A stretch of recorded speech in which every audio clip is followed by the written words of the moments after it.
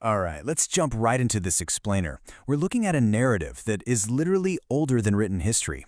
It's this massive cosmic drama playing out on the threshold of the heavens, but also crucially deep within our own psyche. We're talking about the philosophy of the morning star, this mythic fable of descent and dawn. Picture it, just a solitary, blazing point of light hanging in an absolute void. And we're not talking about astronomy here. This is a profound story about navigating boundaries, grappling with opposites, and fundamentally understanding our own complex human nature. Okay, let's dive into this. I want you to imagine just plunging headfirst into the deep, stagnant darkness of the night. You're completely surrounded by pitch black. Here's the thing. If light is only ever surrounded by light, does it even have any recognizable meaning? The source material we're digging into today poses this incredibly profound, ancient question. Can light truly exist without the dark?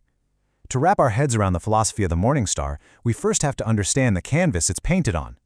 It absolutely forces us to confront this reality. To truly see the illumination, we first have to experience the shadows. Section 1. The deepest dark before dawn. Now, our source text points out something fascinating here. You know how rigid institutional structures are, right? They almost always demand these super clear, unbending binaries. They want this simple world where you have an absolute hero draped in pure light fighting an absolute villain shrouded in pure darkness. But the morning star? It fundamentally rejects that binary. Just think about it. The morning star appears at the exact deepest, darkest hour of the night. It doesn't show up to just immediately obliterate the darkness or replace it. Actually, scratch that. It acts more like a disruptive spark, a beacon signaling the threshold of dawn. It lives right on that boundary between night and day, proving that reality isn't just some simple binary. It's this constant, messy transition. Section 2. The Lightbringer, a threshold figure. To really get this, we've got to look at the ancient philology. Picture early humanity, huddled around in the absolute terrifying dark of night, just desperately watching the horizon.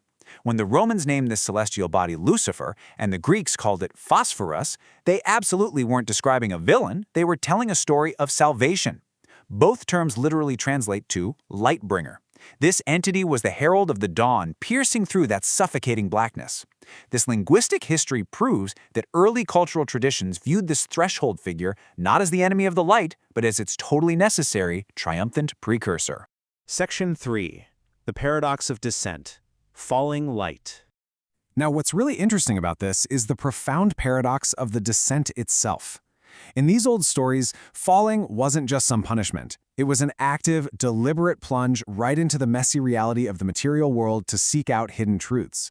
It's like the classic mythic hero who has to travel down into the dark underworld to get a lost soul or a vital treasure. The star falls specifically so it can illuminate those depths. It shows us that you just cannot reach higher states of wisdom without first descending into the profound depths of experience. The very light that falls becomes the necessary spark that eventually rises. Which brings us to this absolutely beautiful quote straight from the essay anchoring our explainer. The very light that falls is often the same light that rises. I mean, that perfectly captures the paradox of descent, doesn't it? The star's brilliance is completely tied to the darkness it illuminates. The very act of falling into the dark is exactly what allows the light to be seen in the first place. You literally cannot fully understand the light without the context of the dark it's cast against. Section 4. Mirrors of Humanity. Archetypal Shadows. Let's break this down to our own internal experience, shall we? Have you ever felt like you were just free-falling into your own shadows? Let's map this cosmic transition from darkness to dawn onto our own psychology. Carl Jung taught us all about the archetypical shadow. You know, the repressed, hidden, and honestly, often frightening aspects of our human nature. When we experience our own personal fall, we're forced into a psychological descent. But here is the beauty of this whole philosophy. Shining a light into these dark, archetypical shadows doesn't destroy them, it integrates them. The dawn within us only breaks when we bravely carry our light down into our most unacknowledged depths. So the crucial point is this. Psychological wholeness absolutely requires integrating the dark, not just banishing it. When we experience our own fall, when we make mistakes, when we face our deep-seated fears or confront our internal darkness, we aren't failing. No way. We are engaging in the completely necessary psychological work of shining light on our shadow. You can't just wish the darkness away, right? You literally have to descend into it to find the wisdom hidden down there. Section 5. Fallen and Risen. Mirrors. As we move from the dark night toward the breaking dawn, the narrative really accelerates. The source text notes that the morning star acts as a massive disruption to cosmic order, bringing knowledge and consequence all at once. In psychology, this perfectly mimics cognitive disruption. Think about how we actually grow as individuals. We encounter an idea that totally shatters our worldview. It triggers our ego defense mechanisms, forces us to confront intense cognitive dissonance, breaks our internal boundaries, and requires us to embrace complex human error.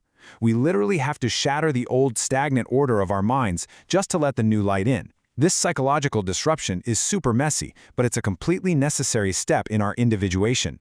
And this brilliantly sets the stage to contrast the two gray mirrors of this tradition, the fallen star and the risen star. Imagine them not as two entirely separate, warring cosmic entities, but as one single continuous story of transformation. The fallen star embodies the necessary transgression, the breaking of rigid rules, and the heavy consequence of entering the material world, but directly reflecting it is the risen star, which embodies grace, redemption, and profound illumination. They are mirrors reflecting the exact same human journey. You simply cannot have the glorious ascent of the morning with the heavy, transgressive descent of the night. They are not enemies. They are mirrors. This is the central, absolutely powerful thesis of our explainer today. The fallen and risen stars reflect the deeply ambiguous, dual nature of our human experience with the divine. The descent and the ascent reflect each other perfectly. The essay posits that you just cannot have the redemption and illumination of the morning without the transgression and deep seeking of the night. Section 6. The Messy Return, Finding Wisdom. Let's move to how this builds our final understanding of the human journey. The essay outlines what we can basically call the arc of illumination. Step 1 is the descent into the material world, the fall.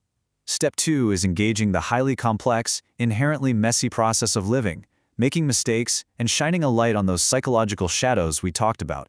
And step 3 is the subsequent return, bringing back the wisdom you actually acquired in the dark. True illumination, according to this philosophy, is completely uncontainable by simple, binary narratives of pure damnation or pure salvation. It's messy. It's complex. The wisdom is earned only through the return from the dark. Which brings us right back to you. When you find yourself in the darkest hours of your own life, grappling with your own shadows and experiencing the total disruption of your personal order, how will you look at it? The philosophy of the morning star teaches us that the light that falls is exactly the same light that rises. So will you view your messy, complex journey as a failure, or will you embrace it as your very own threshold of illumination? Thanks for exploring this crazy, fascinating topic with us today. Keep questioning, keep learning, and I'll catch you in the next explainer.